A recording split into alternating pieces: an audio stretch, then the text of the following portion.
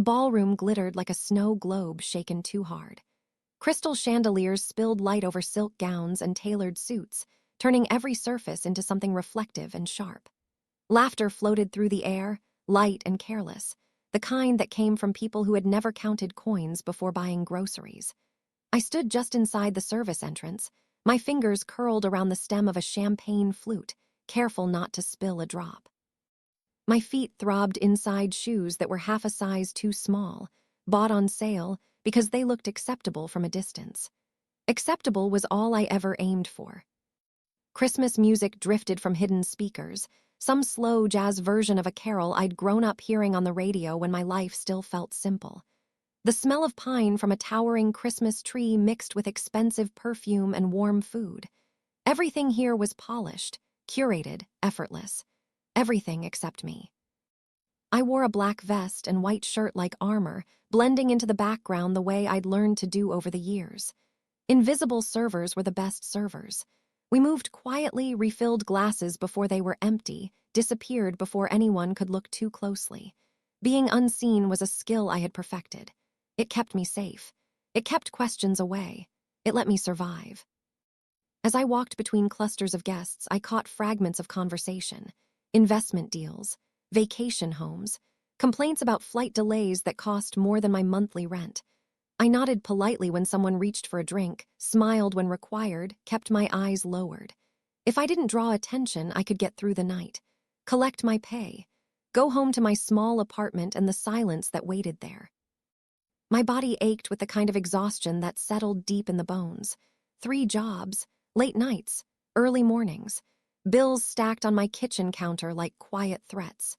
Student loan statements I didn't open anymore. I carried all of it with me, tucked behind my ribs, hidden beneath professional calm. No one here needed to know how close I lived to the edge. I paused near the bar to adjust my grip on the tray, letting myself breathe for half a second. The mirror behind the shelves caught my reflection. Pale face, tired eyes, hair pulled back too tightly because loose strands looked unprofessional. I barely recognized the woman staring back.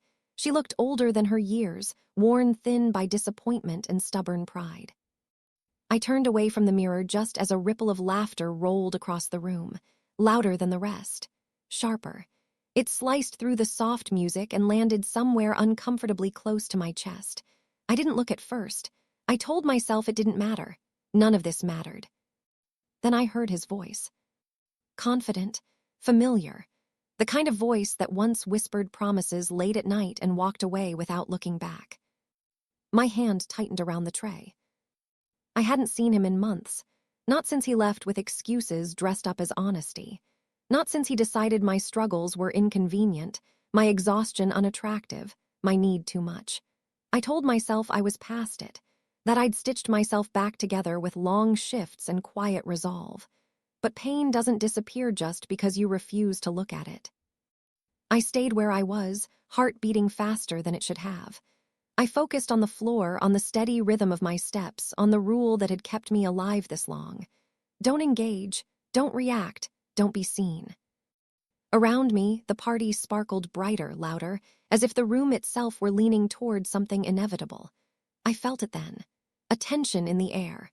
A subtle wrongness that raised the fine hairs on my arms, the sense you get right before something breaks. I told myself it was nothing, just nerves, just memories stirring where they didn't belong. Still, my stomach tightened. My shoulders drew in slightly, instinctively protecting what little space I had left. I moved farther along the wall, closer to the exit, already planning my escape route for later. Finish the shift, leave quietly. Pretend none of this touched me. I had survived worse than a room full of strangers and ghosts from my past. I knew how to endure, how to make myself small, how to disappear when the world became too sharp. What I didn't know yet was that invisibility was about to fail me, and that the glittering room, with all its lights and laughter, was moments away from turning into something far more dangerous than humiliation. I felt it in my chest, heavy and unavoidable. Something was about to go wrong. The laughter came first, loud, careless, sharp. It cut through the music and made my shoulders stiffen before I even knew why. I told myself not to look. I told myself to keep moving. Invisibility only worked if you committed to it. Then his voice followed. Confident, amused, familiar. A voice that once said my name like it meant something. A voice that learned how to leave without apologizing. My steps slowed before I could stop myself. My heart began to pound, not fast, but heavy, like it already knew the damage that was coming. I shifted the tray in my hands and turned slightly, just enough to see him from the corner of my eye. Marcus. He stood near the center of the room, like he belonged there. Perfectly tailored suit, relaxed posture, drink in hand. Everything about him screamed comfort, power, certainty. And beside him was a woman in a red dress, so tight and flawless, it looked painted onto her body. She laughed at something he whispered into her ear. Her hand rested possessively on his arm. My chest tightened. Not jealousy, not anymore. It was something older, heavier. The memory of promises that evaporated when things got hard. The echo of being told I was temporary. I should have turned away. I should have disappeared into the crowd. But fate has a cruel sense of timing. His eyes lifted.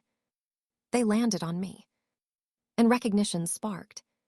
The smile on his face changed. It sharpened. Slowly, deliberately. Like a blade being drawn. Well, I will be damned. Is that Emma? My name carried across the room. Not shouted. Not whispered. Spoken just loud enough to turn heads. I froze. The woman in red followed his gaze. Her eyes swept over me head to toe. The uniform. The tray. The cheap shoes. Her lips curved in a slow, mocking smile. I felt the room shift. Conversations dulled. Attention drifted. People loved a spectacle. Marcus took a step toward me. Then another. The woman followed her heels, clicking softly against the floor. I tried to move. Tried to step back. But my legs felt rooted like the marble beneath them. I did not know you worked here, he said, his tone dripping with false surprise. Wait, are you actually serving drinks? The words landed hard. Heat rushed to my face. My grip tightened on the tray. I am working, I said quietly. Excuse me. The woman laughed. Bright, sharp, cruel. You dated a server. That is adorable. Marcus chuckled, not denying it. She was not always like this, he said, looking me over with open disdain. Life did not exactly work out, did it? The crowd drew closer. Not enough to intervene. Just enough to watch. I could feel every eye on me. Measuring. Judging. Enjoying. I thought you were going to finish your degree. Marcus continued. Then again, that costs money. And you never had much without me. Something inside me cracked. Not loudly. Not visibly. But enough that I felt it. You did not support me, I said, my voice barely holding. You just took. He laughed. Loud. Unbothered. I gave you the best months of your life. And this is how you end up. Serving people like us. The woman leaned closer. Whispered something in his ear. They both smiled. I felt small. Exposed. Stripped of every layer of protection I had built. I tried to turn away. I tried to leave. His hand closed around my arm. Not hard. Not yet. But firm enough. Do not walk away from me, he said. I am not finished. The room went quiet. The music kept playing. But everything else stopped. And in that silence, with his hand on my arm, and my past unraveling in front of strangers, I felt it again. That warning. That sense of wrongness. Something was about to happen. And I knew. Whatever came next would change everything. His fingers tightened around my arm. Not enough to bruise yet. Enough to remind me I was trapped. The woman in red watched with open amusement. Her eyes glittered like she had paid to be entertained. Around us, people leaned closer, pretending not to stare. Pretending this was not exactly what they wanted. Marcus smiled. Slow. Cruel. Satisfied. You always had this look, he said.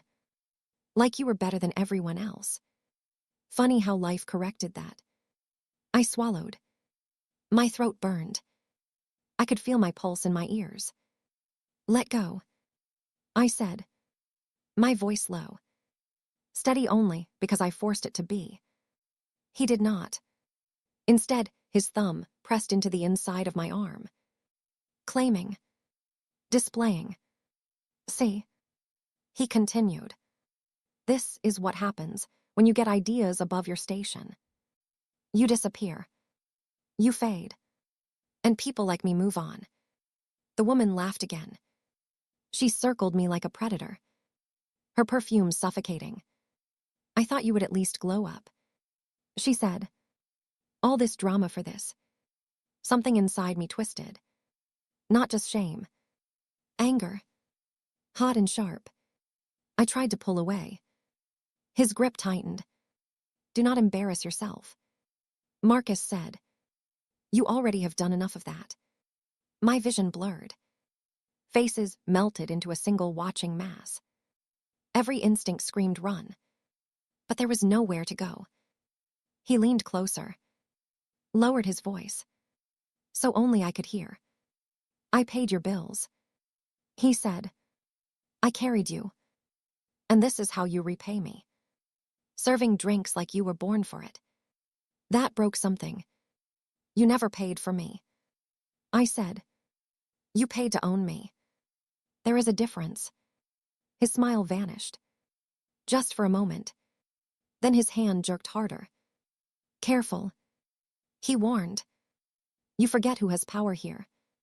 The room felt smaller. Air thick. Heavy. People were silent now. No one intervened. No one helped. This was not their problem. The woman stepped closer. Her voice dripping with delight. Marcus, she said. You should thank her.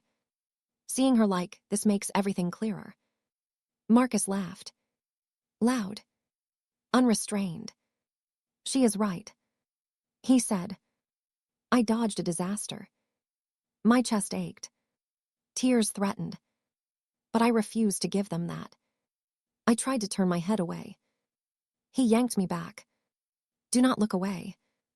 He said. Look at what you became. The humiliation was complete. Public. Undeniable. Then something shifted. Not a sound. Not a movement. Something deeper. The air changed. Pressure building. Like a storm rolling in without warning.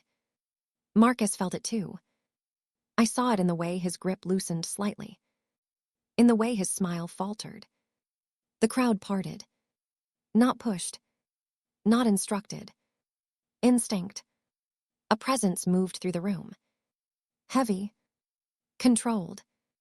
Unavoidable. I felt it before I saw him. A chill that had nothing to do with fear. Marcus turned his head. His face drained of color. His hand slipped from my arm.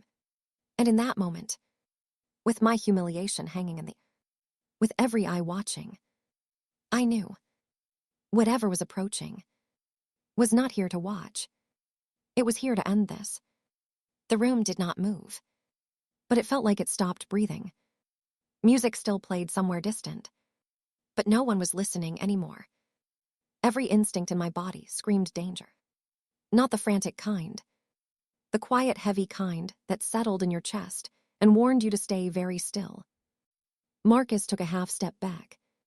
He did not seem to realize he had done it. The woman in red stopped smiling. Her hand slid off his arm as if she suddenly did not want to be connected to him. The crowd shifted. Not toward us. Away. People created space without knowing why. Like animals sensing a predator before it strikes. I felt exposed.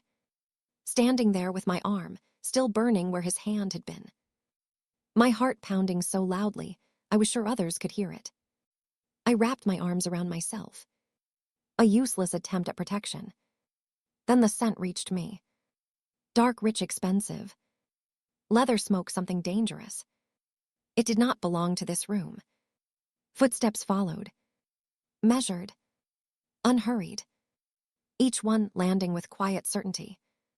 Marcus swallowed. I saw his throat work. His eyes fixed on something behind me. I turned slowly. The man walking toward us did not rush. He did not need to. The room bent around him. People stepping aside instinctively. As if refusing would be a mistake they would regret. He was younger than I expected. Early 30s, maybe. But age did not define him. Power did. His suit was black, perfectly fitted. Not flashy, not trying. It simply belonged on him. Like a second skin. Dark hair brushed back. Dark eyes that absorbed light rather than reflected it. Eyes that did not scan the room. They assessed. Two men followed him. Both built like walls. Both watching everything. But it was the man in front who held the air hostage. He stopped a few feet away. Close enough that I could feel the gravity of him. Close enough that Marcus visibly stiffened. Those eyes flicked to my arm. To the faint red marks already forming. Then they lifted to Marcus. "You are hurting her." The voice was calm. Soft almost. But it cut through the silence sharper than any shout. Marcus opened his mouth. Closed it. "We were just talking," he said. The lie sounded pathetic even to him. The man stepped closer. Just one step. "It became my business the moment you touched her." The woman in red took a step back. Her face pale. Her earlier confidence evaporated. Marcus laughed weakly, trying to regain control. "I do not know who you think you are."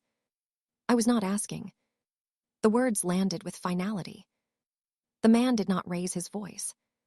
Did not gesture. Did not threaten. He did not have to. The guard to his right shifted slightly. Just enough. Marcus flinched. "Apologize." The command was simple. Absolute. Marcus stared. His pride battled fear. Fear was winning. "To her," the man added. Silence stretched. The room waited. I felt something unfamiliar bloom inside me. Not hope. Not relief. Safety. Marcus exhaled sharply. "I am sorry," he said quickly. Too quickly. The man tilted his head. "Not sincere. Try again." Marcus broke. "I am sorry," he said louder. "I am sorry, Emma." The sound of my name in that moment felt different. Less like a weapon. More like surrender. The man held Marcus' gaze for a long breath. Then he looked at me. Just for a second. And in that second, everything shifted. Because I knew, without understanding how, that whatever he was, whatever world he came from, I was no longer invisible. The apology hung in the air. Thin, fragile. Barely holding together. Marcus stood rigid. His shoulders tense. His face stripped of every trace of arrogance. The man did not speak right away. He simply looked at him. A long, steady look that felt like judgment. I could feel it, even though it was not directed at me. The weight of attention. The promise of consequences. The room stayed silent. No one dared to move. No one dared to interrupt. Then the man spoke again. "You will leave." His voice did not rise. It did not need to. "You will leave now. You will not look at her again. You will not speak her name. You will forget she exists." Marcus nodded too fast. "Yes. Of course." The woman in red reached for his arm. But he shook her off. His fear stronger than whatever pride he had left. "We are going," he muttered. They turned quickly. almost tripping over each other as they pushed through the crowd. No laughter followed. No comments. Just the sound of hurried footsteps retreating. People looked away, suddenly interested in their drinks, their phones. Anything but me. The danger passed as quickly as it arrived. But the echo of it remained. My legs trembled, the adrenaline draining out of me all at once. I swayed. Just slightly. The man noticed. He stepped closer. Not threatening. Not crowding. "Are you hurt?" The question was quiet. Concerned. I shook my head. I did not trust my voice. His eyes softened. Just a fraction. He reached out slowly. Gave me time to pull away. His fingers brushed my arm where Marcus had grabbed me. "Gentle. Careful. You will bruise," he said. Something in his tone made my throat tighten. "I am fine." I managed. "You are shaking." I had not realized I was. He shrugged off his jacket. Heavy. Expensive. And placed it around my shoulders. Warmth surrounded me. His scent. Dark, unfamiliar, intoxicating. "Sit." It was not a request. My knees gave in before my pride could argue. I lowered onto a nearby chair. The world spinning. A server appeared and took the tray from my hands. Disappeared just as fast. The man crouched in front of me, bringing himself to my level. "What is your name?" "Emma." It sounded smaller than I remembered. "Emma." He repeated. He said it like it mattered. "I am Dante." The name fit him. Dark. Controlled. Unavoidable. "Thank you," I whispered, "for protecting what should never have needed protection." He stood. Straightened. The room seemed to breathe again, now that he moved. He turned to one of the men behind him. "She is done for the night. Full pay." The man nodded immediately. I opened my mouth to protest. But Dante looked back at me. And the words vanished. "You are safe now." Safe. The word settled into me slowly. Like something forgotten. He reached into his pocket. Pulled out a card. Simple. Heavy. "If anyone bothers you, you call this number." I took it with trembling fingers. "I do not understand." "You do not need to." He leaned closer. Lowered his voice. "You were not meant to be invisible." Then he stepped away, turning as the crowd parted once more. I watched him leave, his presence pulling the room back into motion. Only when he was gone, only when the door closed behind him, did I realize. The jacket was still on my shoulders, the card still in my hand, and my life, quiet, invisible, fragile, had just been claimed by something powerful and dangerous and impossible to ignore. The jacket felt heavier once I was outside. Not in weight, in meaning.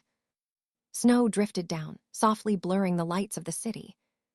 The cold should have bitten through the fabric, but it did not. His warmth clung to me, stubborn and intimate. I walked to my car slowly, every step unsteady. My hands shook as I unlocked the door. Inside, the silence pressed in. Too loud. Too empty. I sat there for a long moment, staring at the steering wheel. The card lay in my palm. Simple. Black. Just a number. No name. No explanation. My phone buzzed with a message from the catering manager. "You're cleared to leave with full pay. Thank you for tonight." Tonight. As if what happened could be reduced to a shift. I drove home through streets wrapped in Christmas lights. Everything looked softer than it should have. Unreal. My apartment greeted me with familiar creaks. The faint smell of old coffee. The radiator knocking like an exhausted heartbeat. I hung the jacket over the back of my chair. It looked wrong there. Too elegant. Too powerful. I stood in the middle of the room, unsure what to do with myself. The adrenaline faded, leaving behind exhaustion and something else. Something dangerous. Memory flooded. Marcus' hand on my arm. His voice laughing. The crowd watching. Then Daunt. The way the room had shifted. The way his voice did not need volume to command. I rubbed my arm, where bruises were already forming. Dark shapes blooming under the skin. Sleep did not come. I lay on my bed staring at the ceiling. Every sound too sharp. Every thought circling back to him. Why had he intervened? Why me? Men like that did not do things without reason. Morning light crept through the blinds pale and thin. The jacket still hung there watching. I told myself it had been coincidence. A wealthy guest with a conscience. Nothing more. Then my phone rang. Unknown number. My breath caught. My thumb hovered. I answered. Miss Emma. The voice was male-controlled polite. This is James, calling on behalf of Mr. Morty. My heart stuttered. Mr. Morty. He wanted to ensure you arrived home safely last night. I sank onto the edge of the bed. Yes. I said. I am fine. Excellent. He also asked me to inform you that his jacket will be collected this afternoon, if that is convenient. Someone will arrive at 2. I glanced at the clock. My apartment. My messy kitchen. My reality. How do you know where I live? A pause. Mr. Morty has access to certain resources. He hopes this does not alarm you. It should have. Instead, something warm and unsettling unfurled in my chest. 2 is fine. I heard myself say. The line disconnected. The rest of the morning passed in a blur of cleaning. Wiping surfaces that did not need wiping. Folding blankets that were already neat. I cared. I hated that I cared. At exactly 2, there was a knock. One of the men from the party stood outside. Tall, broad, expressionless. He scanned the apartment briefly. Professional. I handed him the jacket. My fingers lingered a second longer than necessary. He nodded. Mr. Morty also asked me to give you this. He held out a small black box. I shook my head. I cannot accept that. It would be rude to refuse.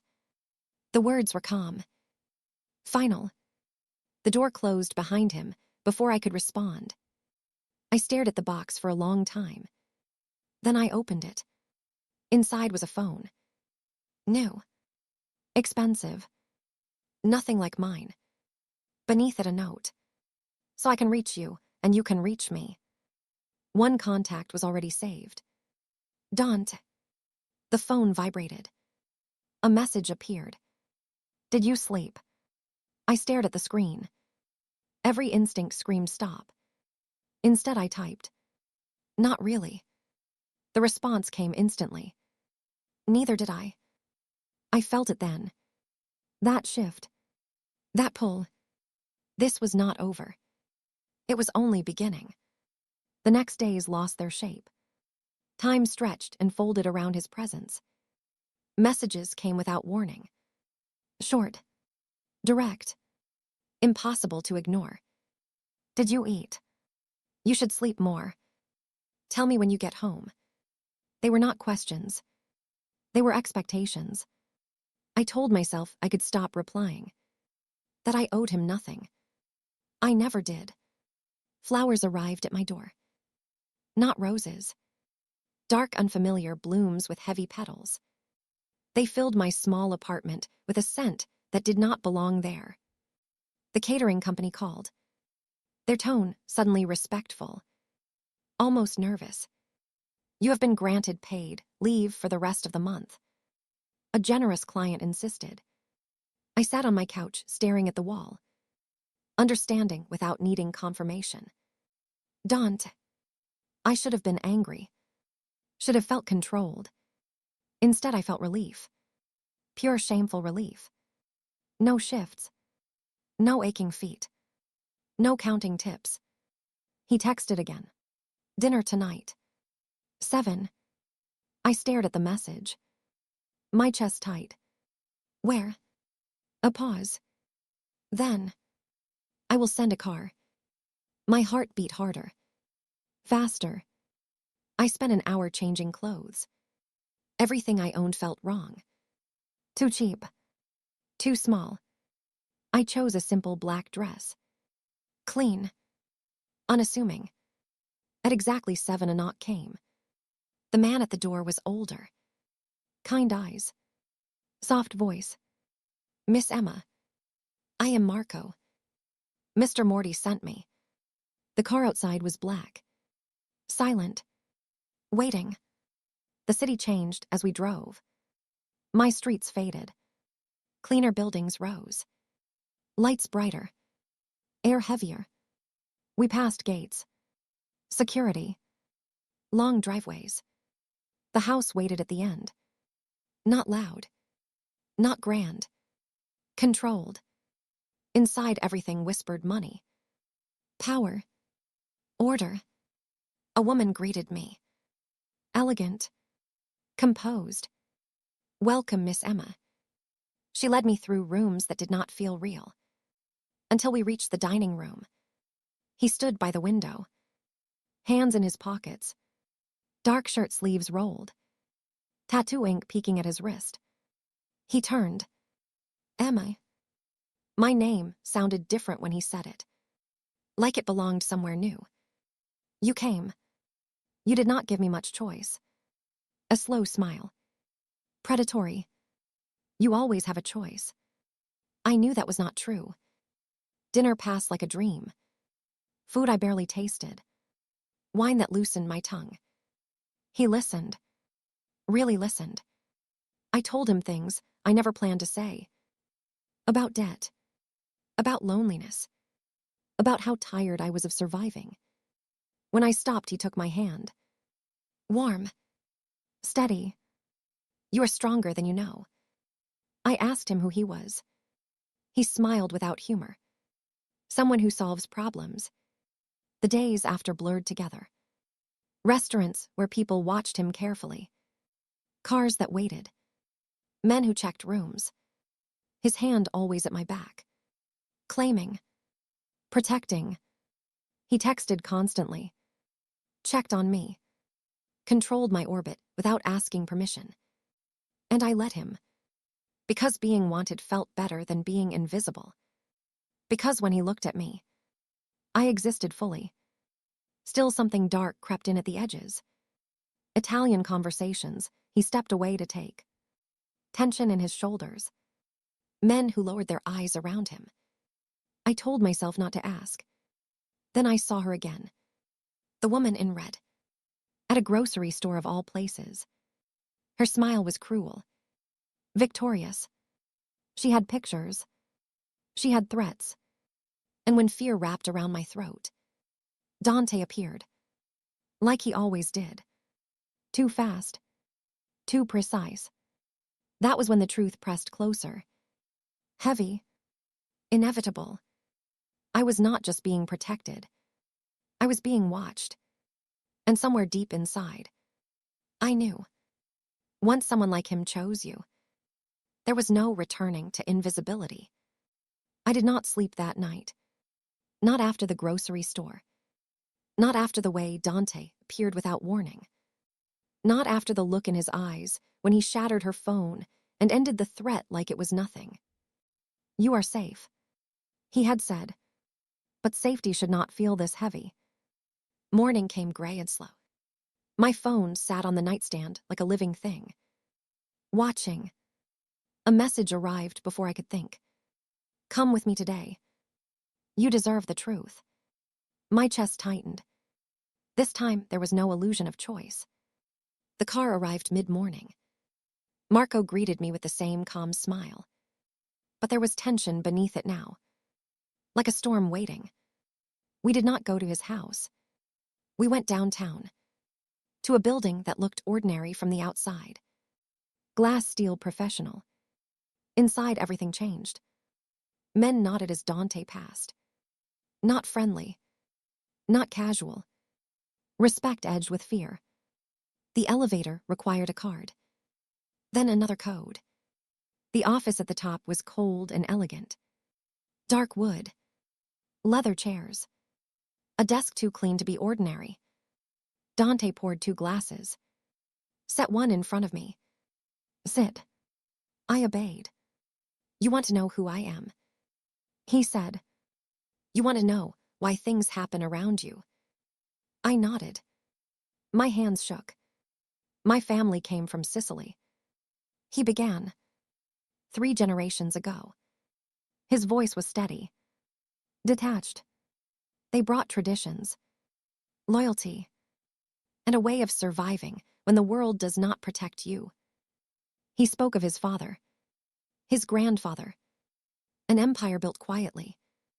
Violently. When they died. Murdered. I inherited everything. The word settled between us. Everything. I run legitimate businesses. He continued. On paper. Then he looked at me fully. Off paper. I control territory. I protect interests. I remove threats. My breath caught. You are a criminal. I whispered. I am a man who does what courts cannot. Who enforces order where laws fail. I stood abruptly. The room tilted. This is insane. You are insane. Perhaps. He stepped closer. Slow. Unavoidable. I have killed men. He said. Ordered deaths. Ended lives. My stomach turned. Why are you telling me this? Because you asked. Because I will not build anything with you on lies. With me. The words echoed. You chose me. I said. My voice barely holding. At the party. He did not deny it. I noticed you before that night. He admitted. I watched. I learned. Cold washed over me. The rescue was not random. No. Fear and something darker twisted together inside my chest. I should leave. You could. He said calmly. But you will not. He lifted my chin. Forced me to meet his eyes. Because despite knowing what I am, you still feel this. He leaned in. Close enough that I felt his breath. And because once I claim something, I do not release it. I pulled away. My heart racing. I am not yours. Not yet. The honesty terrified me. I walked to the window. Stared at the city below. So small. So fragile. You turned my life upside down. I said. You were drowning. He replied. I pulled you out. You wrapped chains around me. Chains made of silk still bind. I turned back to him. Anger, fear, desire all tangled. What do you want from me? His smile was dark. Possessive. Everything.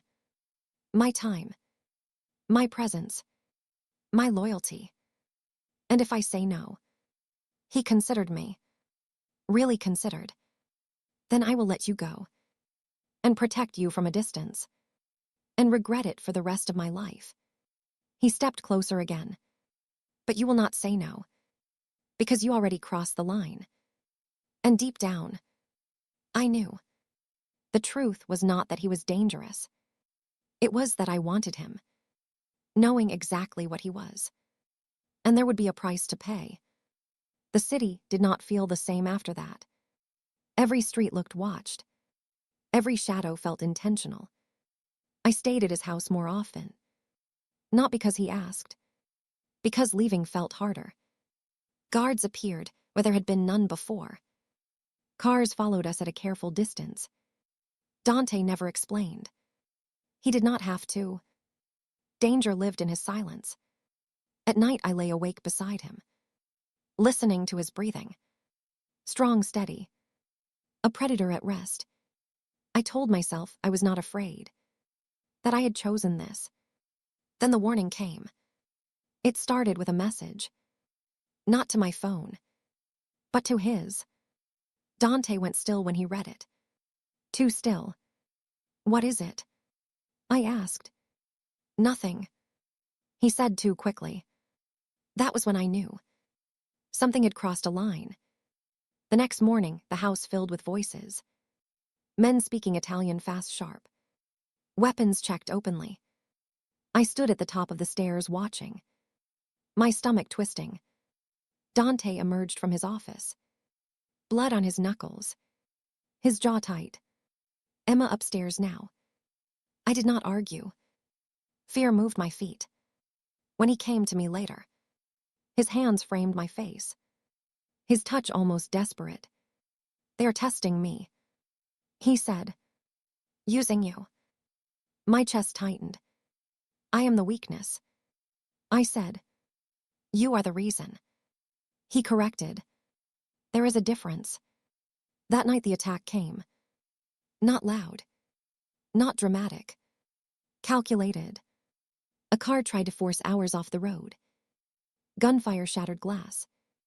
I was pulled down. Covered. Shielded. Dante did not shout. Did not panic. He commanded. And his men responded.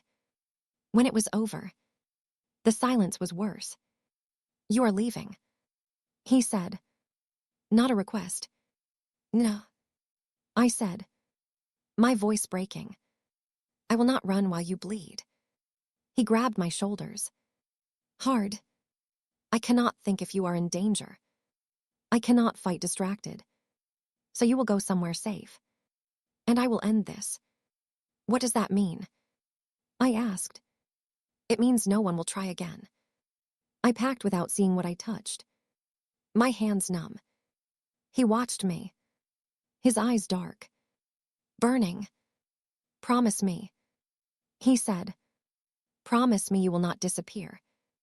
I swallowed. I promise. The safe house was deep in the woods. Quiet. Isolated. Guards everywhere. Silence heavy.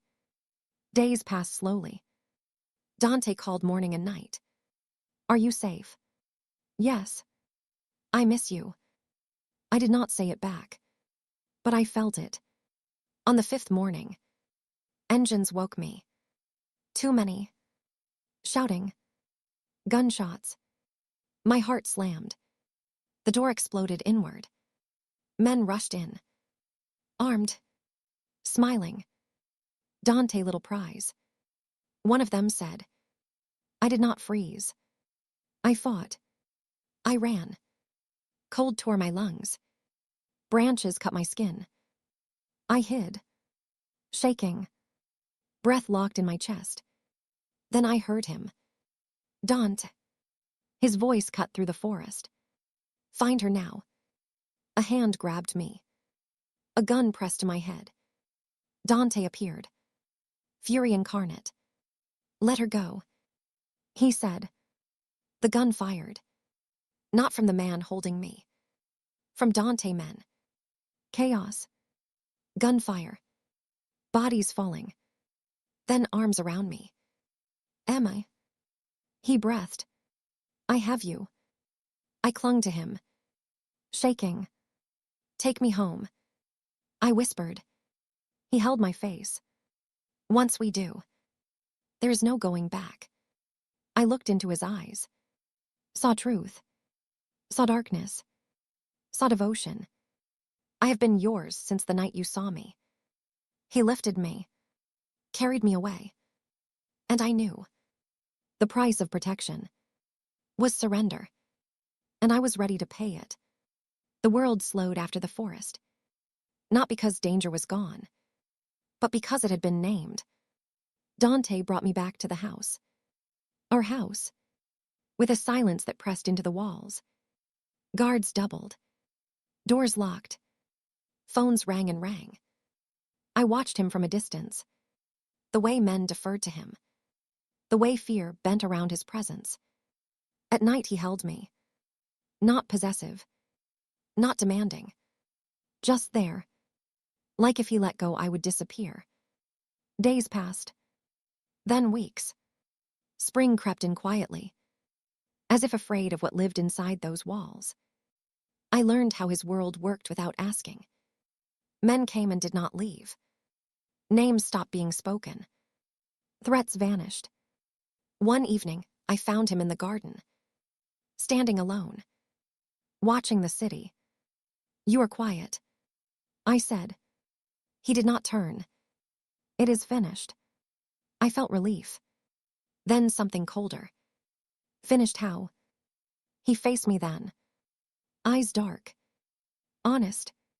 "My cousin. The men who came for you. They are gone. Gone. No more danger. No more messages. No more warnings." The finality settled deep. "You planned the party," I said softly. His jaw tightened, but he did not deny it. "Marcus' humiliation. The timing. The way you arrived.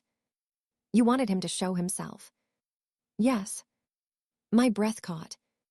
"You knew he would hurt me." "I knew he would reveal himself." He said. "Men like him always do." Anger flared. Sharp. Brief. "You used me." He stepped closer. "I chose you." Long before that night. The truth landed heavy. "I saw you weeks before. Working. Quiet. Enduring." He lifted my chin. "Invisible women survive everything. I wanted to give you a world where you did not have to. You orchestrated my breaking. I orchestrated your freedom." Silence stretched. "You could hate me." He continued. "But you are alive. Safe. And no one will ever touch you again."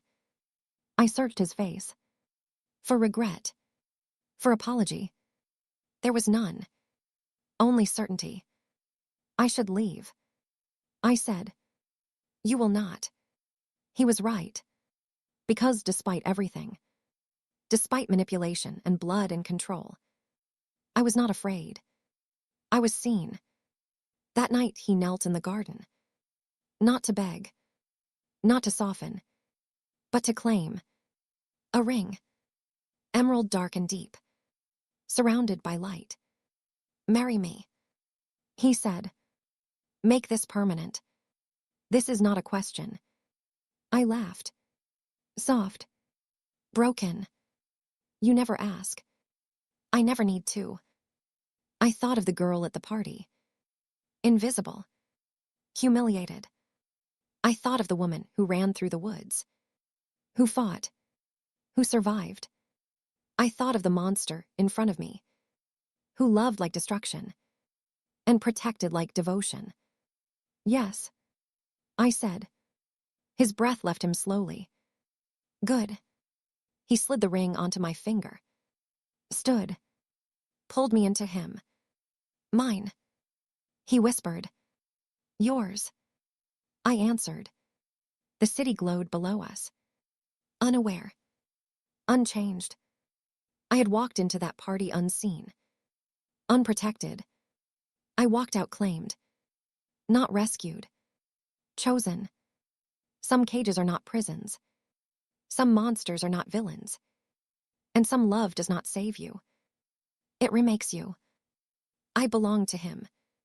And for the first time in my life, I was no longer invisible.